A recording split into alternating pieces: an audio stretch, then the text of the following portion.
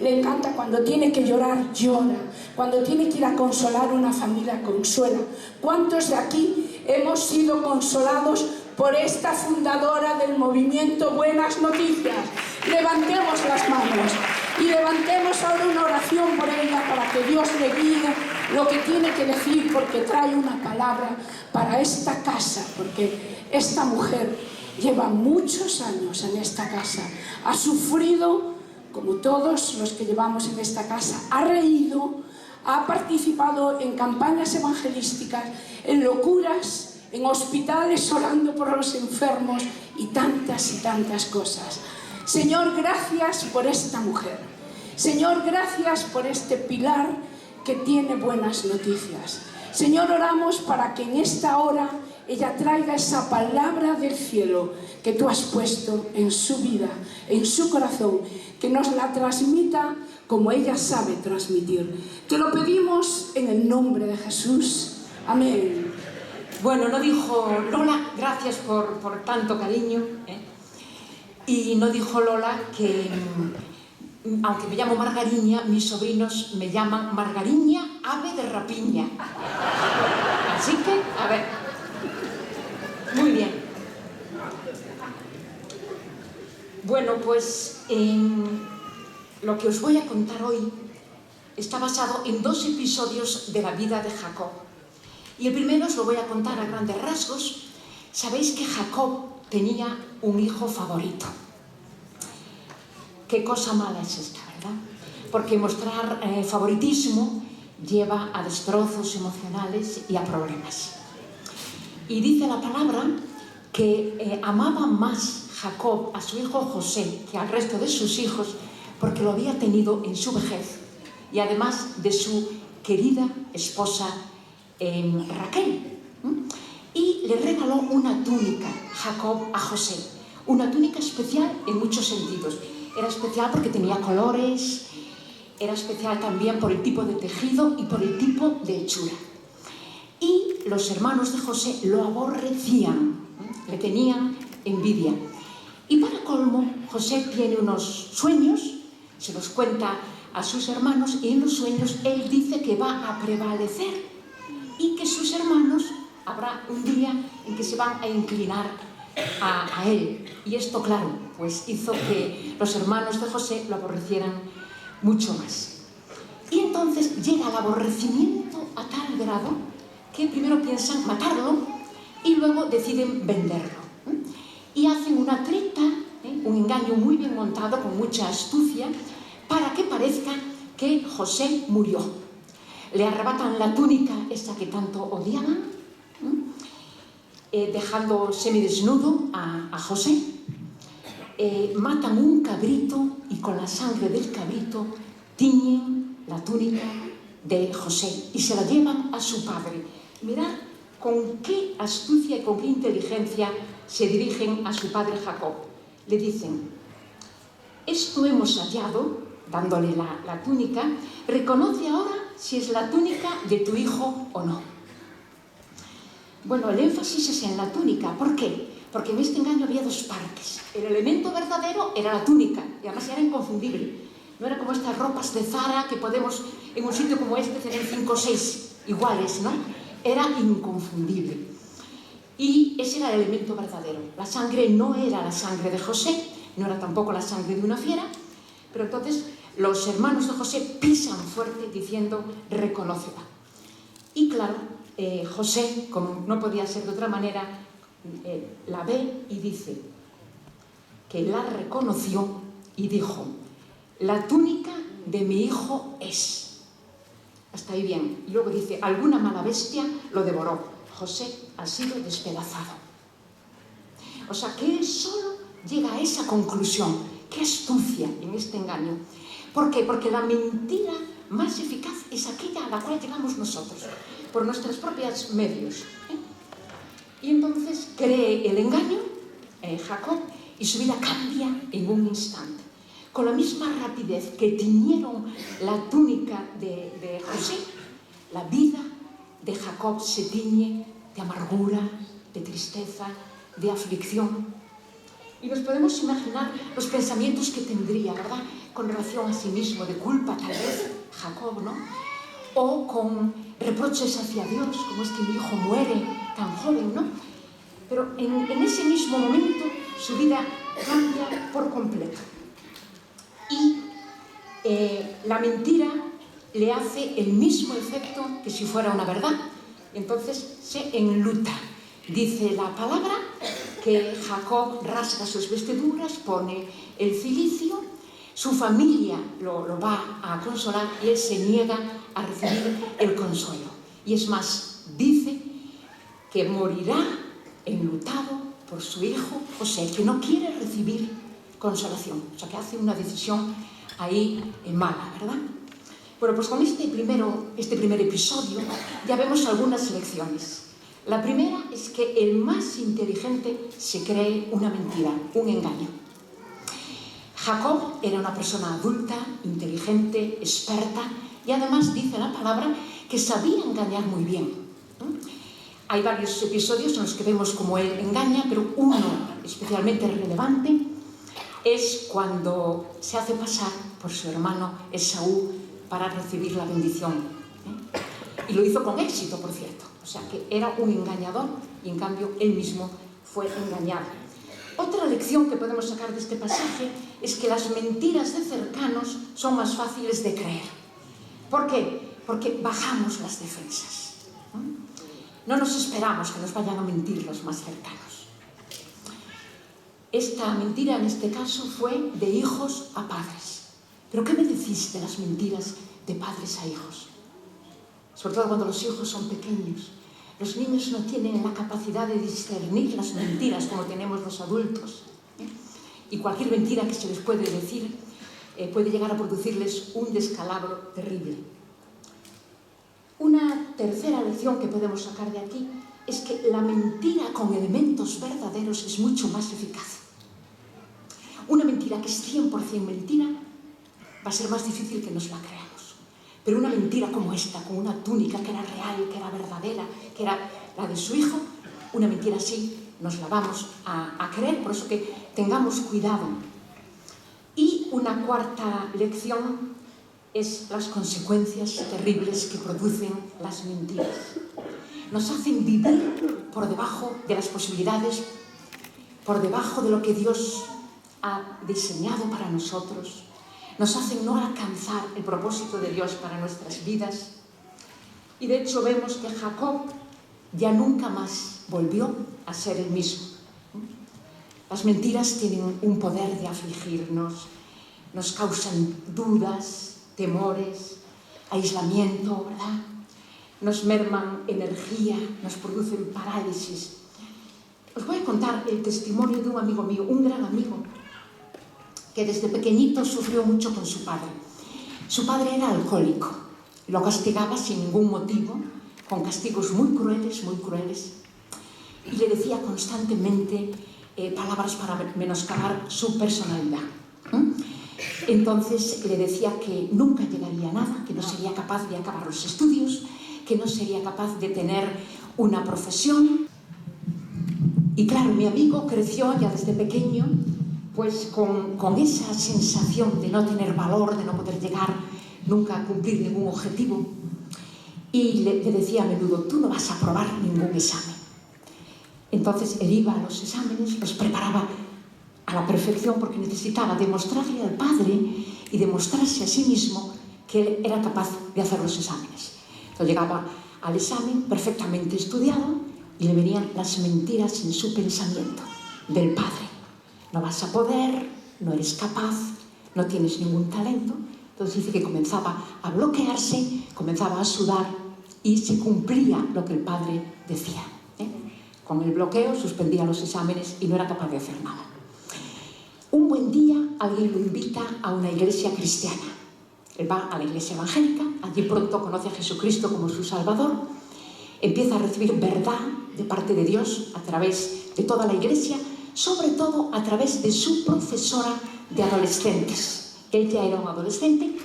Su profesora, aunque era solamente un poquito mayor que él, era una mujer muy sabia y llena de misericordia, y se dio cuenta pronto que mi amigo había creído muchas mentiras de su padre.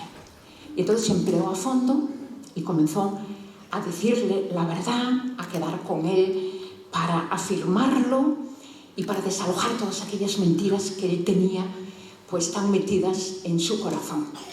Bueno, también se empleó esta profesora, que acabaron enamorándose, acabaron casándose y él llegó a ser un hombre de Dios maravilloso que tiene ahora un ministerio en América del Sur, en 3 países de América Latina, y junto con su mujer, su profesora, y se dedica a tiempo completo a desalojar mentiras de los niños y de los adolescentes, niños que oyeron cosas terribles en sus familias desestructuradas y con grandes problemas, ¿no?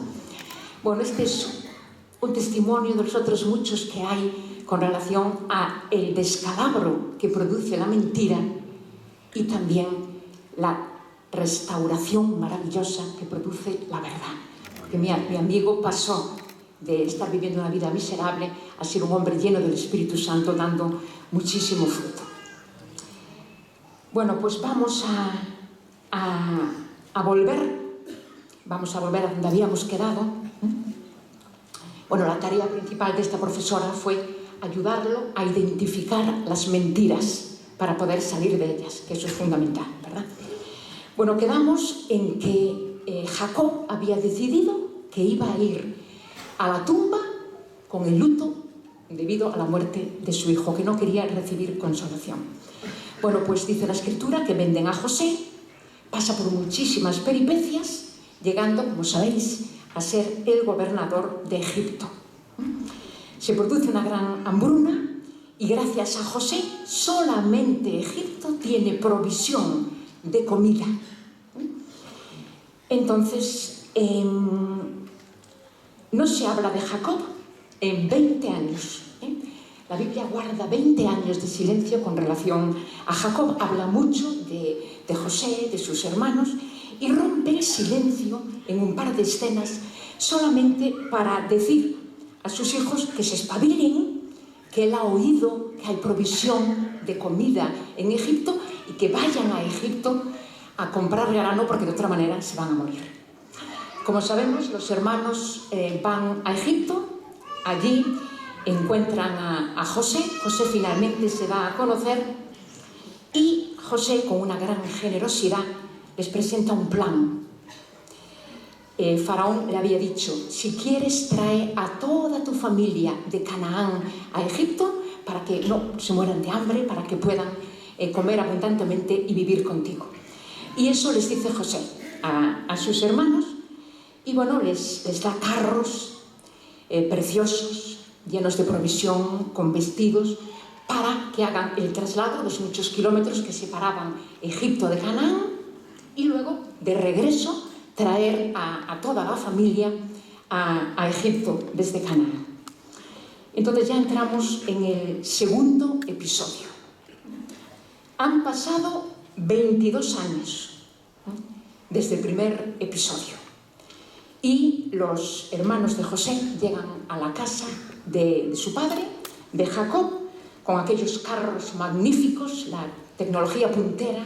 Egipto era en aquel momento pues una potencia económica, y vamos a ir al pasaje, a este segundo episodio de la vida de Jacob. Estáis muy calladitos. Gracias por vuestra atención. Bueno, entonces llegan, estamos en Génesis 45, ya casi al final, en el versículo 16, y dice que los hijos de Jacob le dieron las nuevas a Jacob diciendo: José vive aún, y él es Señor en toda la tierra de Egipto. Y dice que el corazón de Jacob se afligió porque no los creía. Qué cosa, ¿verdad?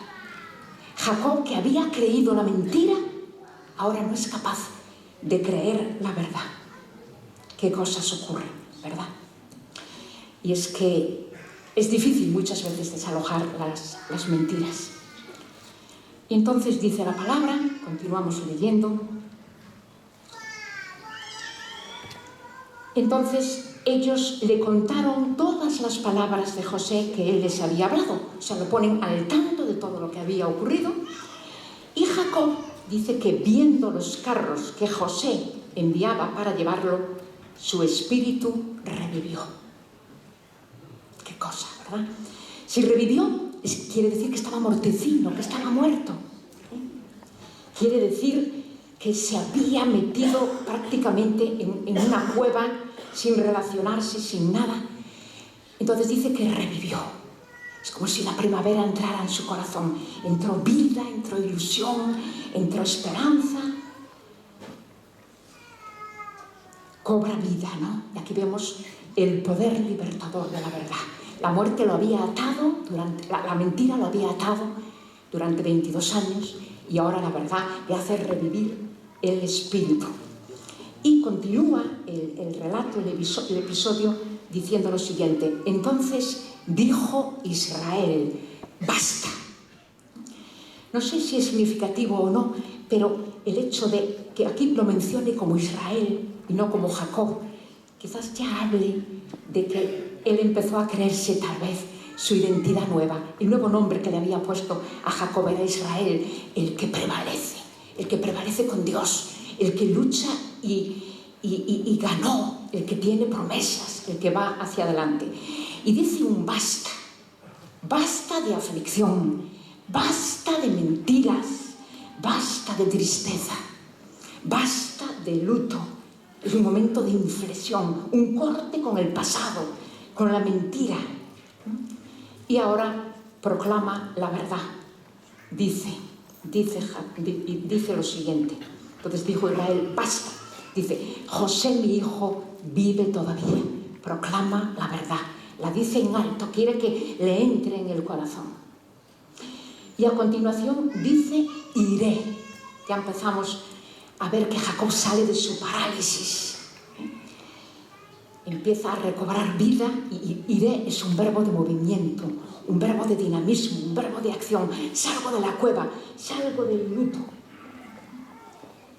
salgo del ensimismamiento. Dice, iré, mi hijo vive todavía, iré y le veré antes que yo muera. Y bueno, seguimos en el capítulo 46, dice que salió Israel con todo lo que tenía y vino a Beerseba. De nuevo tenemos un verbo de movimiento. Otra vez salió de sí mismo, ¿verdad? Y fue a Beerseba. Y Beerseba no era una ciudad cualquiera. Beerseba era una ciudad muy especial, muy familiar para él. En ella había vivido su padre, que era Isaac, y su abuelo Abraham, a los cuales Dios les había dado grandes promesas de que haría una gran nación de ellos. Y también en la promesa lo incluía a él, porque sabemos que Dios es el Dios de Abraham, de Isaac y de Jacob. Y probablemente Jacob ya se había olvidado de esto. Con el luto estaba paralizado. Entonces va a Beerseba, allí donde había plantado un árbol Abraham. Allí va él y dice el versículo, ¿a qué va a Beerseba? Dice, a ofrecer sacrificios al Dios de su padre Isaac. Bueno, aquí parece que Jacob como que reanuda su vida espiritual. Los sacrificios era una manera de hacer un altar, prepararlo con mimo para Dios, darle lo mejor para Dios. El sacrificio despedía un humo que era como incienso que llegaba al corazón de Dios en el cielo. Y esto hace él, hace sacrificios, reanuda la relación, quiere adorar a Dios. De nuevo tiene ya como una esperanza, como una nueva vida. Reconoce que Dios es Dios, que merece el sacrificio, que merece la adoración. ¿Y Dios qué está haciendo? Pues yo creo que estaba deseando que pasara este momento, ¿verdad? Y entonces estaba deseando hablarle. Y entonces, ¿qué ocurre? Pues dice, y habló Dios a Israel en visiones de noche. No se hizo esperar. En cuanto Jacob, Israel, toma la iniciativa. Dios ya le habla y le dice: Jacob, Jacob, lo llama por su nombre. No sé si tiene un significado el que ahora vuelva a llamarle Jacob, quizás porque Jacob era el tiempo en el que él había sufrido, en el que él había olvidado las promesas, el viejo hombre, no el nuevo. Lo llama así con cariño: Jacob, Jacob. Y Jacob respondió: heme aquí estoy, de nuevo contigo, de nuevo por la vida, de nuevo a la verdad, abajo la mentira, de nuevo a vivir lo nuevo. Y dijo Dios: yo soy Dios, yo soy Dios, yo reino todavía, aunque tuviste tantos descalabros, aunque sufriste tanto, aunque fuiste una víctima, aunque pensabas que no había nada para ti, yo reino todavía, yo soy el rey de la tierra y el rey tuyo también. Le dice: yo soy Dios, el Dios de tu padre, al que tanto tú amabas y que viste todo lo que hice yo a través de tu padre. Soy el mismo también. No temas de descender a Egipto, le dice. Dios entiende nuestros temores. Además, Egipto era un lugar de muchísimo paganismo, ¿verdad? Entonces, le dice: no temas, y le da la razón, el por qué no ha de temer. No temas de descender a Egipto, porque yo allí haré de ti una gran nación. Le recuerda la promesa. Primero le dice: yo estoy contigo. Le dice: yo estoy contigo, no temas descender a Egipto, porque yo allí haré de ti una gran nación. Le señala una gran etapa y le recuerda la promesa: haré de ti una gran nación. Le recuerda la promesa, le da propósito. Probablemente él tenía la promesa metida en un cajón, se había olvidado. Mi hijo murió, Dios, ¿dónde está? ¿Cuál es mi propósito? ¿Verdad? ¿Y cuántas veces nos pasa eso a nosotros? Que Dios nos ha dado promesas, pero la cosa se ha torcido. Ha venido un descalabro, ha venido una mentira que te has creído, has tenido un problema familiar, un divorcio que nunca imaginabas que te iba a ocurrir, la muerte de un hijo, cualquier cosa. Entonces piensas que esa promesa, quizás me he equivocado, quizás ya no la merezco, quizás ya me ha pasado el tiempo. Quizás por culpa de ese error ya no se va a poder cumplir, ¿verdad? Creemos mentiras que menoscaban nuestra identidad y que nos hacen meter las promesas en un cajón y olvidarlas. Y Dios nos llama a desempolvarlas, a recordarlas, a revivirlas, a pelearlas e ir hacia adelante con esas promesas. Muy bien, pues... y luego le dice otra cosa muy bonita, le dice: yo descenderé contigo a Egipto, yo voy contigo.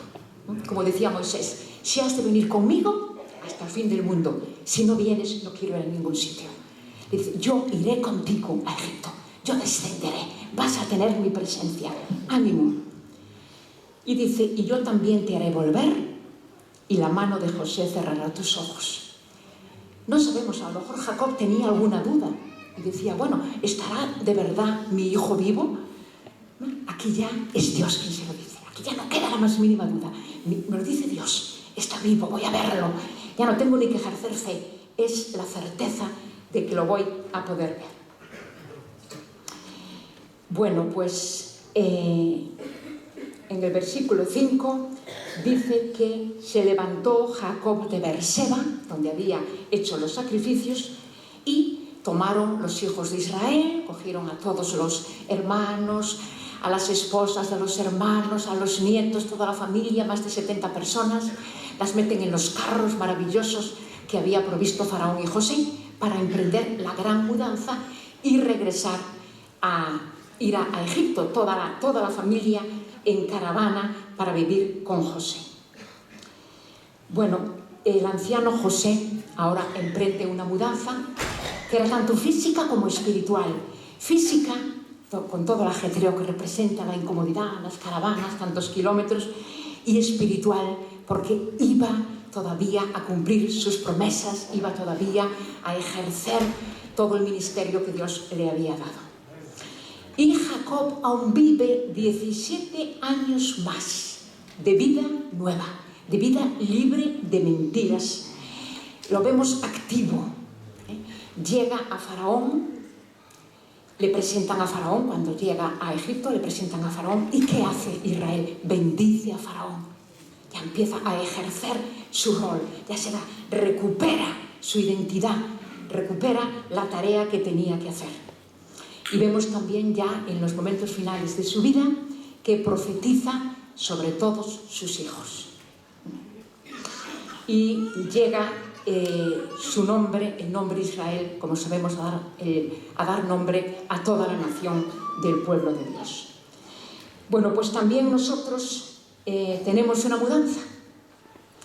Dios nos llama a una mudanza, a cosas nuevas, a vida nueva.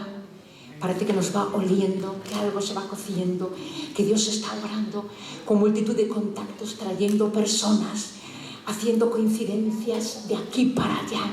Está haciendo algo nuevo. Y el plan de Dios es tan bueno para esta nuestra España querida. Dios tiene cosas tan maravillosas para este país nuestro. Es tanto que la gloriosa Iglesia de Jesucristo va a avanzar, ya está avanzando aquí en España, y Buenas Noticias forma parte de esta preciosa y gloriosa Iglesia de Jesucristo. Así que este plan de Dios para España no lo puede frenar nadie. Es imparable, es algo maravilloso, está diseñado, decidido por Dios. Y todos formamos parte. Yo vengo de una iglesia pequeñita de Santiago, una familia que a su vez forma parte de otra familia de iglesias de Galicia, que a su vez forma parte de España y de otras partes donde está Buenas Noticias, pero sobre todo nuestra amada España. Y es necesario que todos estemos a punto. Esto no es cuestión de los líderes, de los pastores, de los evangelistas. Todos hemos de estar libres de mentiras, libres de engaños, creyendo en el Señor para ir hacia adelante en lo que Él tiene. Es tan grande y tan precioso lo que Dios tiene, y el enemigo lo ve con muchísimo recelo. Y la única manera que tiene de frenarlo es haciéndonos creer que no va a ser posible. Desde Adán y Eva, el arma es la misma, la que empleó Satanás. Es la mentira y el engaño. Tentó a Adán y Eva con el engaño, disfrazado. Aquí vemos como los hermanos de José hacen la treta también, el engaño, el disfraz, ¿verdad? Esto es lo único que tiene el enemigo para poder frenar la obra en nosotras. El engañador es el padre de mentira. Y nos enseña pruebas que son engañosas para evitar que la obra de Dios avance, ¿no? La mentira es su arma y es prácticamente la única que tiene. Y tal vez ya has identificado tú alguna mentira. No sé si lo has hecho. No sé si en tu vida te has dado cuenta que recuerdas alguna mentira, algo que te dijo alguien cercano o no cercano.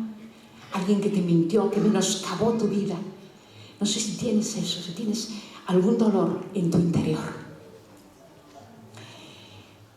Igual menoscabaron tu valor, igual te dijeron que nunca podrías llegar a nada.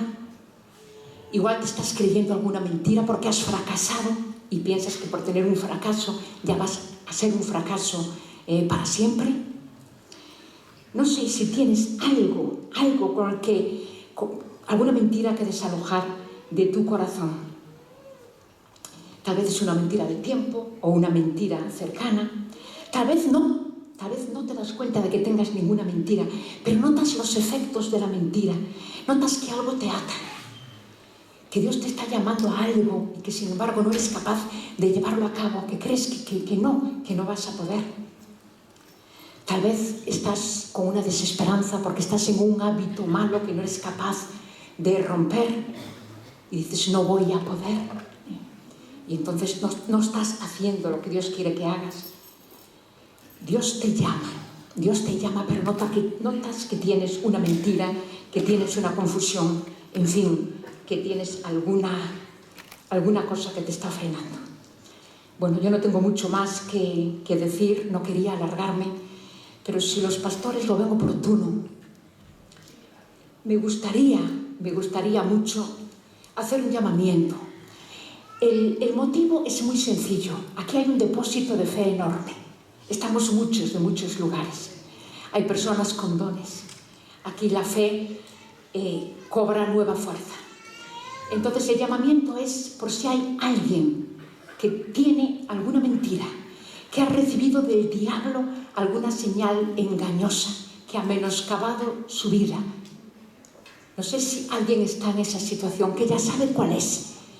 Bien sea el cónyuge, bien sea el padre, bien sea el profesor, lo que sea. Una cosa puede ser real, pero no tiene por qué ser verdad. Tú puedes haber sufrido algo real, te pueden haber dicho algo y es verdad. O sea, es cierta la mentira que te dicen, pero no es verdad. Es real y produce el efecto como si fuera verdad. Y también si alguien, aunque no sepa cuál mentira se ha creído, de alguna manera nota alguna atadura en su corazón, que no tiene libertad, que, en fin, que algo que le frena ahí a la hora de servir al Señor. Yo no sé si hubiera alguien en esas circunstancias, si queréis acercaros y se podría orar por ellos. Amén. ¿Hay alguien en esa circunstancia?